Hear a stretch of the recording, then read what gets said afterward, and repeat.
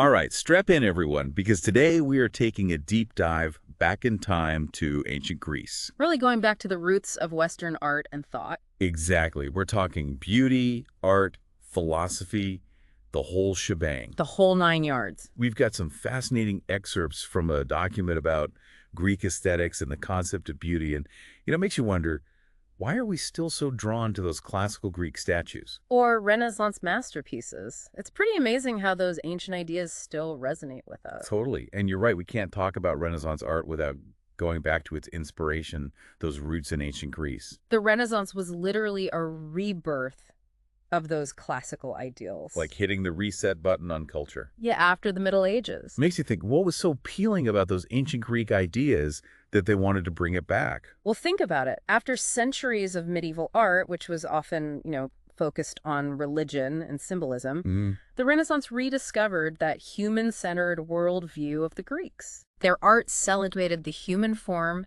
the natural world, and the power of reason. Like a breath of fresh air. Yeah, and figures like Petrarch in the 14th century really helped to spark this rediscovery of ancient Greek texts, art, and philosophy. It's like they were saying, hey, remember all that awesome stuff the Greeks were doing? Exactly. Let's do that again. And one of the most influential parts of Greek culture was their unique approach to beauty, what we might call their aesthetic of the empirical search for beauty. Okay, that sounds pretty intense. Empirical search. Break that down for me. So it means they weren't just going for, pretty pictures. Right. They were striving for perfection through observation, experimentation, and really studying nature itself to try to uncover those underlying principles of beauty. Almost like a scientific pursuit of beauty. Yeah. So it wasn't just subjective taste like I like this, you like that. Right. There was this deeper, more objective standard they were aiming for. Exactly. You know that famous quote from Pericles' funeral oration? Yeah. He said, "We are lovers of the beautiful without being extravagant, and lovers of wisdom without the loss of manliness." Right. It's all about balance. Yes, it beautifully captures that Greek ideal of balance.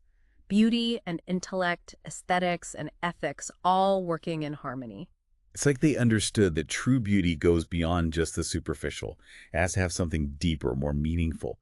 But didn't Pericles also warn about the power of art to mislead us? Something about Homer and his stories not always, bearing the light of day. That's a fascinating detail. It's almost like he's foreshadowing Plato's later concerns about art having the potential to distract us from truth. Right. To really understand how the Greeks pursued beauty, we need to look at how they're evolved. Think of it as a journey from stick figures to superheroes. Okay, I am intrigued.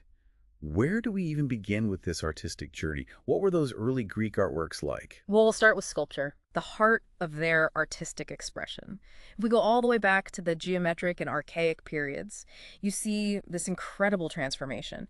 Imagine the Dipylon amphora with its almost stick figure depictions of mourners. Very abstract. Not exactly like those perfectly proportioned Greek statues we imagine. Yet, but even then, you see hints of naturalism emerging. Compare that Dipylon amphora to the Manticlos Apollo statuette. It's a bit more lifelike. So it's like they're experimenting, trying different approaches, getting closer with each attempt. Exactly. And then we get to the Koros statues, those larger-than-life nude male figures. Oh, yeah, like that famous one, the Attica Chorus. Exactly. I always found them kind of stiff and unnatural looking, though. Yeah, they definitely reflect the influence of Egyptian art, which was also very stylized. Take the Mentuhotep statue, for example. You can see those similarities in that rigid pose, that frontal stance. But even within the Koros style, there's this gradual shift towards naturalism. Look at the Kroisos Koros, softer curves, more realistic musculature, and that iconic archaic smile. The archaic smile. I always wondered about that. It's like they're trying to breathe life into the stone, but it kind of ends up looking creepy. I think enigmatic is a better word. It's not just a random stylistic choice. That archaic smile represents the awakening of the psyche, the soul, Right. and the growing Greek emphasis on logos, that logical approach to the world. So it's not just about capturing a physical likeness anymore. They're trying to express something deeper, something about the human spirit. Precisely. And this idea of the psyche and logos will become even more important as we move into the next phase of Greek art. Okay, I'm ready for the next level. What happens when those stick figures evolve into something even more impressive? Here's where it gets really interesting. We enter the 5th century BCE, the Golden Age of Greece. And the Critios boy statue marks this transition beautifully. Okay. He's still standing upright, but there's this subtle tilt of the head, a more relaxed, natural pose. It's a departure from that rigid, archaic style. And get this, the Critios boy originally had eyes made of rock crystal, adding to that sense of realism. Wow. It's like they're obsessed with capturing every detail, every nuance of the human form. But what about the pose itself? It feels like something bigger is happening here, a shift beyond just naturalism. You're right, it's the emergence of contrapposto. Imagine a balanced, naturalistic stance where the weight shifts to one leg, creating a subtle S-curve in the body. It gives the statues a sense of movement, of life frozen in time. Like those incredible bronze statues, the Charioteer of Delphi, the Artemision bronze. They almost seem like they could step off their pedestals and walk right out of the museum. Exactly, and bronze allowed for greater detail, a more fluid sense of movement. It was more expensive than marble, but, for many Greek sculptors, it was worth it. They weren't afraid to invest in the best materials to achieve their artistic goals. But speaking of achieving goals, I've heard that one Greek sculptor actually came up with a formula for creating the perfectly proportioned human form. Is that true? You're talking about Polykleitos and his famous Doryphoros, the spear bearer. It was considered a landmark artwork of the high classical period, and yes, it was all about those perfect proportions. Okay.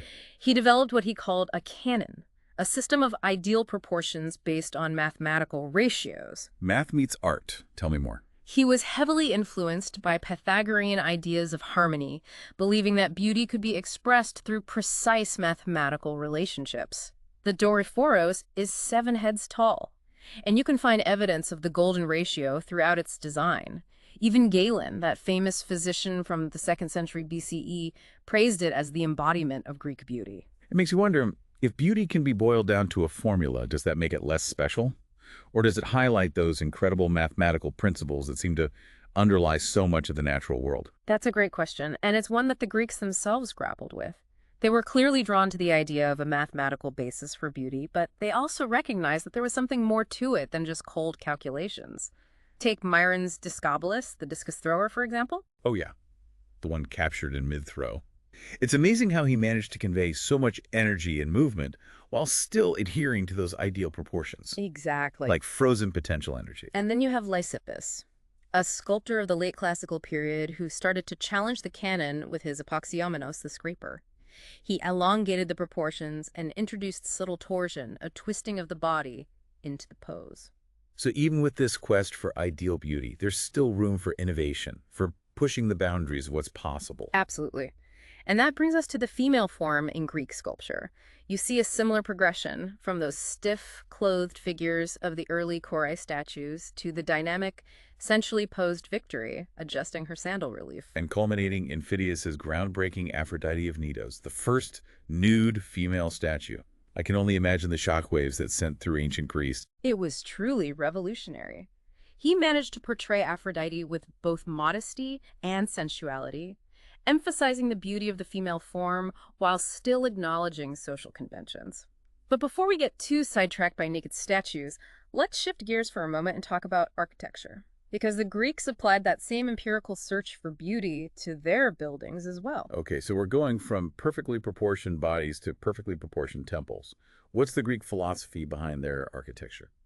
Well, temples were the most important structures in ancient Greece. But remember, they weren't for, congregational worship. Right. They were houses for the gods, symbols of civic and religious ideals, often placed prominently, on a hilltop. So more about making a statement. Exactly. And just like sculpture, we see this fascinating evolution in their temple architecture.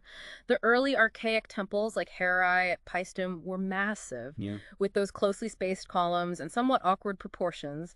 Then you look at Hera II built later and it's like they've refined the formula. The proportions are more balanced. Yeah. The columns are more elegantly spaced. They were constantly experimenting, striving for that perfect harmony between form and function. It's incredible how that drive for perfection shows up in both their sculpture and their architecture. Right. They were always pushing themselves, refining their techniques, trying to achieve something truly extraordinary. Absolutely. But we've been talking about art and architecture for a while now. What about the philosophical side of ancient Greece? How did their ideas about beauty and perfection connect to their broader worldview? That's a great question. To understand that, we need to delve into the world of the pre-Socratic philosophers, the thinkers who came before Socrates, Plato, and Aristotle. They were obsessed with understanding the fundamental building blocks of the So universe. like the ancient Greek version of physicists. Exactly. Imagine figures like Thales, who believed water was the most fundamental element, Okay. or Heraclitus, who focused on fire. They each had their own theory about what constituted the arch, the Hmm. first principle, the origin, the foundation of reality. So trying to break down the universe into its simplest components. Precisely. And for most of them, this arch was something material, something tangible. But there is one exception, Pythagoras. Ah, Pythagoras. The triangle guy. Yeah. What was his take on all this? Pythagoras was fascinated by numbers and mathematical shapes, seeing them as the true foundation of reality. He believed that the universe wasn't just made of stuff, it was built on mathematical principles, on harmony, on proportion. And guess what? This idea had a huge influence on Plato, one of the most influential philosophers of all time. Okay, so we're shifting gears now, moving from the material world to the world of ideas and abstract concepts. This is where things get really deep, right? You could say that. Plato took Pythagoras' ideas and developed his famous theory of forms. And that's where we'll pick up in part 2 of our deep dive. Get ready to enter the realm of eternal truths and explore the philosophical foundations of Greek aesthetics. All right, welcome back, everyone. Still processing all that from last segment. Pythagoras and his number obsession. It's like he cracked some secret code of the universe or something. Yeah. But we left off with Plato and his theory of forms. Huh? I'm ready to dive into that philosophical rabbit hole. Fasten your seatbelts, because Plato's forms are quite a wild ride. Okay. Imagine this. Beyond the everyday world we see and touch, there's this realm of perfect, unchanging concepts, the forms. Okay. Think of them as blueprints for everything that we experience in this material world. Blueprints. So there's like an ideal version of everything, trees, dogs, even my coffee cup just floating around out there in some cosmic design studio. That's the basic idea. Wow. There's a form for beauty, for justice, for truth, even for everyday objects like chairs and tables. Okay. And for Plato, true knowledge comes from understanding these forms, not from just observing, the imperfect, ever-changing things in our physical world. Okay, I think I'm starting to see how this connects back to Greek art and their obsession with perfect proportions. Right. They were trying to capture those ideal forms in their sculptures, in their architecture, right? You got it. They weren't just copying nature. They were trying to express its underlying perfection, its essence, its form. Right, right. And to illustrate this idea, Plato came up with this brilliant metaphor, the divided line. All right, I'm all ears.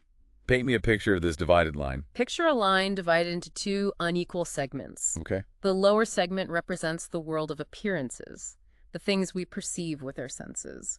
The upper segment represents the realm of forms, the world of true knowledge. So down below, we've got shadows and reflections, the, fleeting, impermanent stuff. And up above, we have the real deal, the eternal, unchanging forms. Exactly. And Plato says we need to, make an intellectual ascent. Okay. To move from those opinions and beliefs to true knowledge, to climb that divided line. Climb the ladder. Yeah, and to help us understand this journey, he gives us another powerful metaphor, the allegory of the cave. Ah, yes. The cave. You remember that one? I remember this one from college. Right. Isn't it about prisoners chained in a cave, mistaking shadows for reality? That's it. Imagine these prisoners staring at a blank wall. All they ever see are shadows projected on the wall by objects passing in front of a fire behind them. To them, those shadows are reality. It's like those optical illusions where you see a rabbit or a duck, depending on how you look at it. Right. But in this case, they're trapped, in that one perspective. They can't see the true form of the objects casting the shadows. Exactly. But imagine one prisoner breaks free and escapes the cave, stumbling out into the sunlight. Talk about an eye-opening experience. He suddenly realizes those shadows were just pale imitations. The real world, bathed in sunlight, is so much more vibrant, so much more complex. Precisely. That escaped prisoner represents the philosopher who's ascended to the realm of forms, to true knowledge. Oh. And that sunlight, for Plato, it represents the form of the good, the highest form of all. Wow, it's like a whole philosophical journey packed into one story. But what about those prisoners that are still trapped in the cave?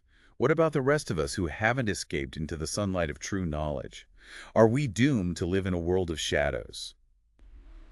Well, for Plato, most people are content to live in the cave. Right. In the realm of appearances, mistaking those opinions for knowledge. Right. And Remember that warning from Pericles about the power of art to mislead us? Right. He seemed concerned that art, while, beautiful and entertaining, could actually distract us from the truth. And Plato shared that concern. Okay. He believed that art, especially poetry and drama, appealed to our emotions, not to our reason. Okay. He worried that it could mislead people, make them believe in falsehoods, and distract them from seeking that true knowledge. He sounds a bit like a killjoy, banning poetry and drama. But I can see how his concerns about illusion and deception tie into his whole philosophy of forms. He's urging us to focus on those eternal truths, not get caught up in the fleeting, deceptive world of appearances. Exactly. And to understand how we can achieve that kind of intellectual and moral balance, we need to look at Plato's theory of the soul. Okay, now we're talking. This is what I signed up for. Yeah. Hit me with Plato's soul theory. He believed the soul has three parts: the rational, the spirited, and the appetitive. All right, break those down for me. I'm guessing the rational part is the logical thinking part. That's right. It's the part that seeks knowledge and truth, the part that's drawn to those forms. Then there's the spirited part, which is driven by emotions like courage, ambition, the desire for honor. And lastly, the appetitive part. That's the part that loves pizza and Netflix, right? Well, it's a bit more than that. It's the part that's driven by those basic desires. Food, drink, physical pleasure, all that good stuff. Okay. And for Plato, a healthy, well-balanced soul is one where the rational part is in control, guiding those spirited and appetitive parts, Right. keeping them in check. To explain this, he uses the analogy of a charioteer. Oh, I love a good analogy. Tell me more. Imagine a charioteer trying to control two horses. One horse is noble and obedient, representing the spirited part of the soul. The other horse is wild and unruly, representing those unruly appetites. That's right. The charioteer, representing reason, has to skillfully guide both horses to keep the chariot from crashing. So if we let our emotions or desires run wild, we're headed for disaster. That's the idea. And Plato believed this applied not only to individuals, but to society as a whole. Okay. Just as the soul has three parts, he envisioned an ideal society with three classes: the producers, the warriors, and the guardians, or philosopher kings. So the producers are like the appetitive part of society, focused on those basic needs, food, shelter, all that. The warriors are the spirited part, defending the city, upholding its values. And the guardians, those philosopher kings, they're the rational part, the wise leaders who guide and govern everything. You got it. And just as a well-balanced soul requires the rational part to be in control, Plato believed that the ideal society must be ruled by those with the greatest wisdom and knowledge, the philosopher kings. But wait a minute. Didn't Plato also want to ban poets from his ideal city? And weren't those philosopher kings supposed to live a life of, well, let's just say extreme minimalism? Mm-hmm. No possessions, no families. Yeah. It all sounds a bit intense. It's a little dystopian. Maybe even a little dystopian. You're hitting on some of the criticisms that have been leveled at Plato's Republic. His vision of this perfectly ordered society, with philosopher kings dictating every aspect of life, has been called authoritarian, unrealistic, and even Plato himself seemed to soften his stance on some of these stricter ideas in his later dialogues. Yeah. It's fascinating how even a brilliant mind like Plato could evolve in his thinking, constantly questioning and refining his ideas. Yeah. But let's circle back to those temples for a moment. We were talking about the evolution of Greek architecture from those early, more massive temples to the refined elegance of the Parthenon. What were some of those early architectural experiments like? Well, one of the best examples is the contrast between Hera and Herod II, both located at Paestum in Italy. Ah. Hera I, that earlier temple, is a classic example of the Doric order, Okay. with those heavy, closely spaced columns and a somewhat boxy appearance. It has an almost like 1.2 ratio of width to length, Okay. pretty wide for a Greek temple. Another interesting detail, it has 9 columns across its facade. 9 columns. Why is that noteworthy? Because the Greeks typically preferred even numbers, Okay. especially for important structures. They believed that odd numbers were associated with the unfinished, the incomplete. You see this preference for even numbers in later temples, like the Parthenon, which has 8 columns across its facade. It's like they were refining their aesthetic sensibilities, moving towards greater balance and harmony. So Hera I is like the rough draft, the first attempt to capture those ideals.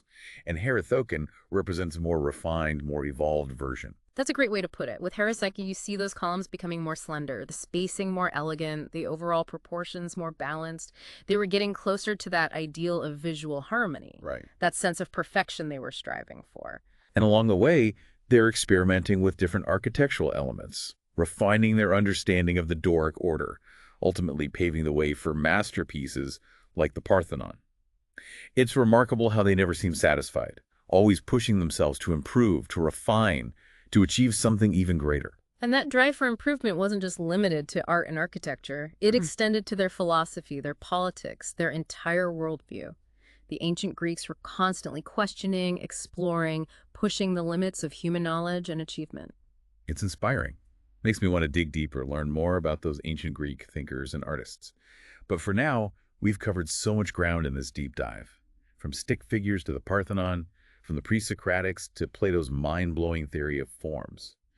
It's amazing how much those ancient Greeks still influence our ideas about art, beauty, and even how we think about society. They certainly left an indelible mark on Western civilization. But before we move on, I want to leave you with one final thought. Remember that quote from Pericles about the Greeks being lovers of the beautiful without being extravagant? Yeah. It reminds us that true beauty isn't about excess or superficiality. It's about balance, harmony, and striving for excellence in all aspects of life. It's about the journey. Yeah. What are some areas in your own life where you could apply that Greek ideal of balanced beauty? That's a great question to ponder. And on that note, we've reached the end of part 2 of our deep dive. We'll pick up right where we left off in part 3, exploring those juicy details about the different architectural orders the Greeks developed. Stay tuned. Okay, we're back and ready for the grand finale. Let's unpack those architectural orders and see how they all fit into this puzzle of Greek aesthetics. I'm glad you're still with us. We were talking about Hera-I and Herathestin, those early temples at Paestum. Right. How they illustrate the evolution of the Doric order. Right. It's like watching them refine their architectural recipe, moving from that somewhat clunky early Doric style to something more balanced and elegant. But what exactly makes the Doric order so distinct? What are the key ingredients? Well, imagine a style that embodies strength, simplicity, and geometric clarity. Okay. Think sturdy, fluted columns tapering upwards with a subtle swelling called endotasis, topped with a simple, cushion-like capital. It's all about those clean lines and a powerful, grounded presence. It sounds a lot like those early Koro statues we discussed. Yeah. Strong, upright, embodying that sense of raw power. And you mentioned a capital. Is that like the fancy headpiece of the column? Exactly. The capital acts as a visual transition between the column and the entablature above it, that horizontal structure that spans the columns. Oh, okay. So the entablature is like the crowning achievement of the column. Yeah. What makes the Doric entablature special? It's all about those clear divisions and geometric patterns. Imagine a three-part structure. The architrave, a plain, unadorned band directly above the columns. The frieze, an alternating pattern of vertical grooves called triglyphs, and rectangular panels called metopes. And finally, the cornice, which projects outwards, providing a visual cap to the whole thing. Okay, I'm picturing it now. And you said those metopes were often decorated with sculptures. Yeah. That seems like a cool way to add some narrative, some visual interest to the otherwise simple design. Exactly. The Mythos provided a perfect canvas for storytelling, depicting scenes from mythologies, historical battles, or even athletic competitions. Okay.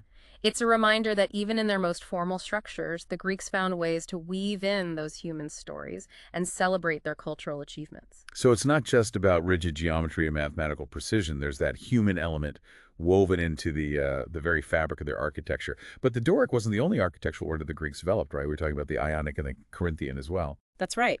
Alongside the Doric, those two other orders emerged, each with their own distinct personality, their own visual language. It's like they were exploring different dialects within that broader language of Greek architecture. Okay, let's talk about the Ionic order. How does it differ from the Doric? Well, if the Doric is all about strength and simplicity, the Ionic exudes elegance and refinement. Imagine slender, graceful columns with a taller base and a distinctive capital featuring those spiral-shaped scrolls called volutes. It sounds a lot more ornate than the Doric, almost delicate. It definitely has a more decorative feel. Okay. The entablature is also more elaborate, often featuring continuous friezes with those intricate carvings. The overall impression is one of grace, sophistication, intellectual refinement. I can see how the Ionic order would appeal to a culture that valued both beauty and intellect. And what about that third sibling, the Corinthian order? How does it fit into this architectural family? Think of the Corinthian as the youngest, most flamboyant sibling. It developed later than the Doric and the Ionic, and is characterized by slender, fluted columns and an incredibly elaborate capital featuring acanthus leaves. Acanthus leaves, what are those? They're stylized leaves from a Mediterranean plant, often used as a decorative motif in ancient art. In the Corinthian capital, they're arranged in layers, creating this sense of luxurious abundance, almost like a stylized bouquet bursting from the top of the column. It sounds stunning. It's amazing how the Greeks could create such a range of architectural expressions, from the bold simplicity of the Doric to the ornate elegance of the Corinthian. Did they ever combine these styles in a single building? While they generally preferred to keep the orders separate, especially in their temples, there are examples of them being combined, particularly in later periods. You might see a Doric frieze paired with Ionic columns, or a Corinthian capital adorning a structure that's otherwise Doric in style. So they weren't afraid to experiment, to play with those different architectural vocabularies. Like they were constantly pushing the boundaries of what was possible, even within those established systems. Exactly. And this willingness to innovate and adapt is one of the reasons why Greek architectural ideas continued to influence civilizations that came after them. The Romans, in particular, were heavily inspired by Greek architecture, incorporating and reinterpreting those orders in their own monumental buildings. It's incredible how these ancient ideas about beauty, proportion, and architectural harmony still resonate with us today. It makes you wonder, what aspects of Greek aesthetics have we inherited? How do we see their influence in our own buildings and cities? That's a great question to consider. Look around at the buildings in your own neighborhood, in your own city. Do you see any echoes of those Greek orders? Maybe a bank with those imposing Doric columns, a library with elegant Ionic details, or a grand government building with ornate Corinthian capitals? It's like a treasure hunt. Suddenly I'm seeing those ancient Greek influences everywhere. But as much fun as this architectural deep dive has been, it's time to wrap up our exploration of ancient Greece. We've journeyed from those early stick figure sculptures to the awe-inspiring Parthenon, from the pre-Socratic search for those fundamental elements to Plato's mind-bending theory of forms, and we've explored the evolution of Greek architecture, from those early, somewhat clunky Doric temples to the refined elegance of the Ionic and Corinthian orders. It's been quite a ride. It has, and I hope it's inspired you to see the world with fresh eyes, to appreciate that enduring power of beauty, to embrace the pursuit of knowledge, and to maybe even question your own assumptions about what constitutes perfection. Well said. We've covered a lot of ground today, but as always, this is just the beginning. We encourage you to keep exploring these topics, to delve deeper into those fascinating ideas that we've only just scratched the surface of. And who knows, maybe your own explorations will lead you to uncover something truly remarkable, something that even those brilliant ancient Greeks might have overlooked. So until next time, keep those brains buzzing, keep exploring, and keep asking those big questions that drive us all forward. Thanks for joining us on this incredible journey back to ancient Greece. We'll see you next time for another deep dive.